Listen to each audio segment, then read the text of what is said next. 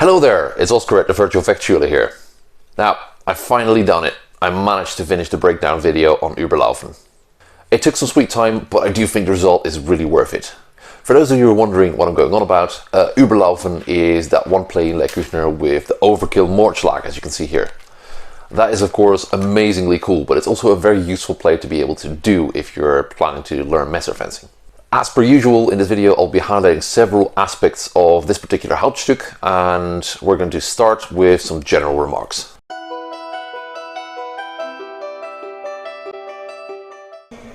At first glance it might appear that this Hauptstück is, just as with longsword, all about making sure that when your opponent goes below or cuts from below, you can punish them by going above, getting superior reach and also superior leverage in the bind. However, if you look a little bit further, you find out that the meat of this Hauptstück is rather about plays that involve the gewappnet Hand, Messer's version of half-sword. This might raise a couple of questions though, because Messer has already a lot of options for controlling the Messer arm without necessarily having to go close and using gewappnet Hand. For instance, there's Niederstossen, where you use the hilt or your offhand to push the opponent's weapon arm down and then cut them. Why would you not do that? This is way less risky, doesn't need you to get as close as this, so why choose the Überlaufen? I think this has a lot to do with armor. Because if your opponent is wearing even the slightest bit of armor, like a helmet with some cheek flaps and throat protection, then doing the Niederstossen becomes a lot more difficult. As you can see in the experiments that we did here, I put on my early Landsknecht armor, which involves a breastplate, some arm plates, throat protection and a helmet. And we'll find that doing the Niederstossen here just doesn't really work that well for taking out an opponent. You might get a hit in on the helmet and it might hurt, it might cause a concussion, but it will not take someone out of the fight straight away unless you're lucky. And that's where the Überlaufen comes in, because we get either the thrust from gewappnet Hand, which is far more likely to hit an open-faced helmet properly.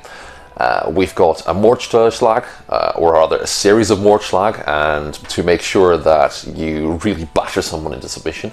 And finally, of course, there's a throw, which is also very effective if someone is wearing some armor. Of course, we also shouldn't forget that there's two counters that explicitly mention wearing armor.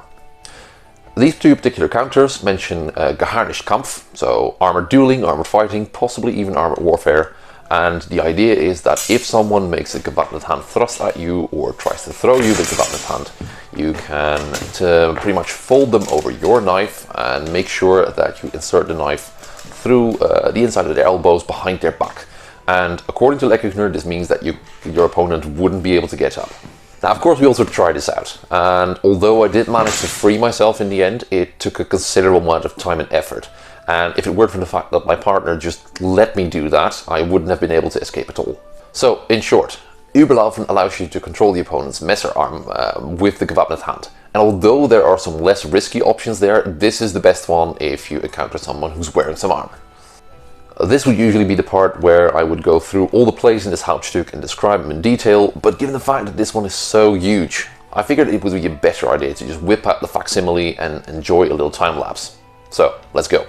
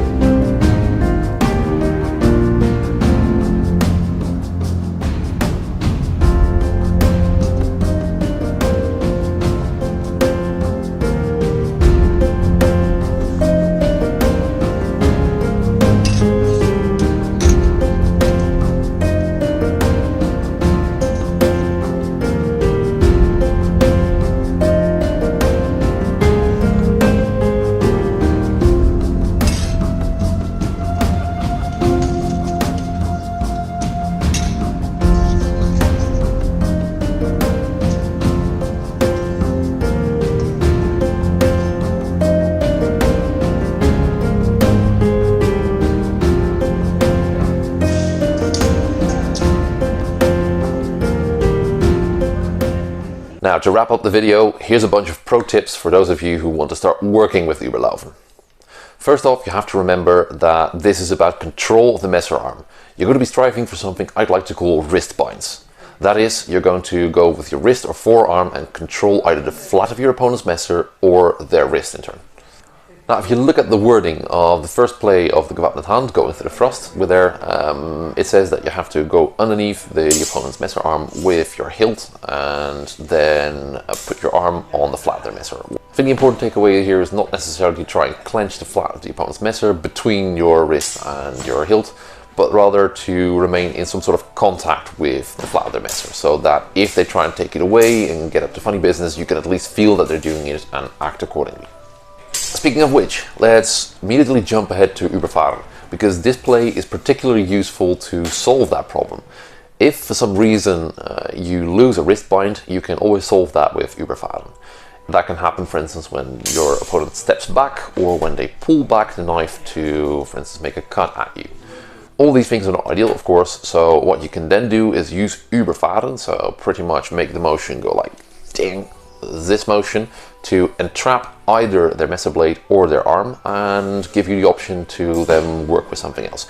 Either you go back to gewapnet hand to thrust them, or you can even perform a couple of different types of disarms from there. Now, finally, let's talk about some of the counters. There's a lot of counters there, and that makes it really difficult to select which ones are useful and which ones aren't.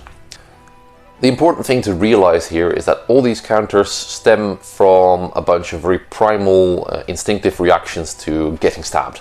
So if someone comes at you with a gewapnet hand thrust, or more likely, with most of these counters, the throw, that one's easier to counter, then you have a couple of basic reactions to that. For instance, it could be to turn away to your left side, it could be to turn away to your right side, throw up the right hand, throw up the left hand, or any combination of those.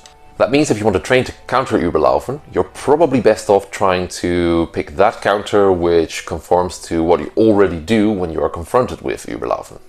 Rather than saying, hey, I like this one particular counter where I drop my own knife, roll theirs out of their hand and then walk away with it, you should probably say, hey, what is my basic primal reaction to getting stabbed or thrown with Überlaufen? Having figured it out, you can then see which of the counters figure your training environment best, probably not the suplex one, and then train those one or two counters that fit your situation. That means that you don't have to go through all 20 of them, you just have to pick the ones that apply to you. So that's it for today. I hope you all found this video interesting, and if you're wondering about the Landsknecht armor, don't worry, there's a lot more content with that on the horizon. So don't forget to subscribe if you haven't already and press that bell button. For the rest, I'm really happy to have hit the 2,000 subscriber landmark a while back, so let's keep that upward trend going. So share the video with a friend, leave a like, a message, any sort of engagement really helps me already. And finally, if you really want to make a difference, go check out Patreon, as these awesome people have done. So I'll see you all for the next video, and until then, cheers!